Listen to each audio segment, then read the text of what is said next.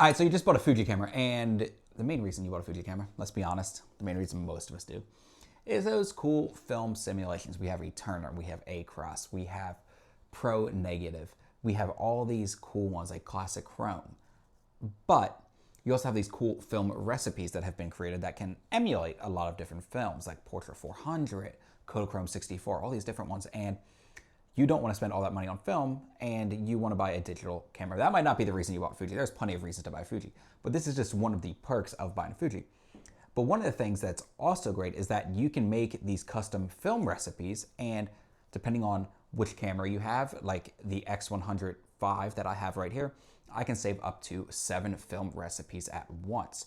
But how do you do that? How do you actually add a film recipe? Well, let's dive into it really quick and just knock it out so that way you know how to do it. Just a quick heads up, the recipe I'm going to use is from Eddie Maynard. I'll link his channel down below. He's got a great channel, has some great Fuji recipes, but I really like this one because it uses this flash up top and it has this cool nostalgic feel with that flash that a lot of us love having. So I wanted to import this really quick, but he does have a great channel, so go check it out because he's got great recipes. You can find great recipes on other YouTube channels as well as Fuji Weekly, where I grab a lot of recipes to use and try out. Okay, so now we're gonna dive into it. So we're gonna hit our menu button and we're gonna see where it has everything we need, right? We can see it's got the grain effect and the film simulation and all that kind of stuff. But we're gonna go all the way down to number 3 and we're gonna go to Edit, Save, and Custom Setting. And I already have Eddie's in here, but we're just gonna go ahead and reset it. And now we have custom number 1 back open and it's on standard. So we're gonna go into standard and we're just gonna hit edit custom name, and I'm just gonna name it Eddie's. I'm not gonna try to get too deep about this. I do think it's nice having the names saved so that way you know what it is. In case anybody ever asks you, you can tell them. But we're just gonna hit set and then we're gonna go to edit. And now is where the fun part begins. So for this one, we're gonna want a classic negative. So we go down to classic negative and you have Eterna, you have all these good ones in here, but classic negative is what we need. So we click on that. Grain effect. You can see that this part is for roughness and we're gonna want that strong. And then for the size of the grain, we want large. Color chrome effect is gonna be off, and color chrome blue is gonna be weak. But you can obviously make it strong and tweak it yourself if you want to.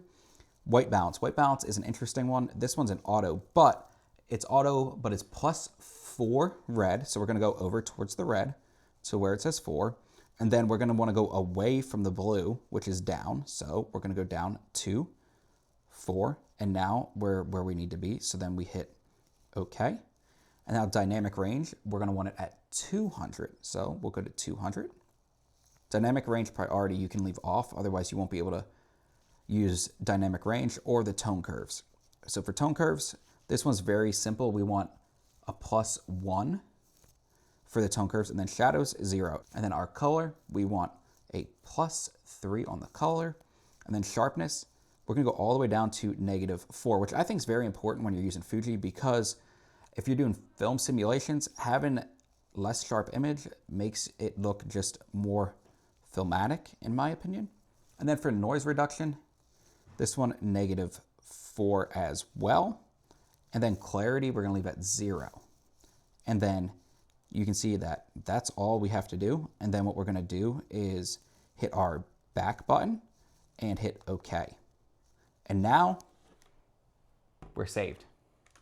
Now our film simulation is good to go. One thing to note with this recipe is you're supposed to use the built-in flash, which is gonna be number 4. You'll see that little lightning bolt on your camera if you have like the X100, and you go down there and do that. You can't save that to automatically turn on with your Fuji recipe saved. That is unfortunate. Very unfortunate. It would be nice if it would automatically turn on. So you might wanna turn one of your custom settings buttons to do that. Maybe this one on the front right here, or one on the side, whatever it might be. You could easily do something like that. Now, one thing to note is if you use something like Fuji Weekly, sometimes the recipes aren't in order as you would see them on your camera, right? So film simulation, grain effect, color grain, all those things, the way it's set up on the camera, sometimes Fuji Weekly, it's not set up that way. Now, personally, I have not used other cameras besides the X100V or the XH2S. So I don't know if maybe Fuji Weekly is using an XE4 and it's set up a little differently on their menu system, even though it's the same processor inside the camera. I'm not 100% sure, but I hope this is helpful. I want to keep it short, keep it simple, because I've got to go pack up because I've got a concert I got to go photograph. And maybe I will try this recipe there tonight. We'll see. But anyway, I appreciate you hanging out with me. If you've got any questions, comments, drop them down below. I'll be glad to answer. And as always, God bless. I will see you in the next one.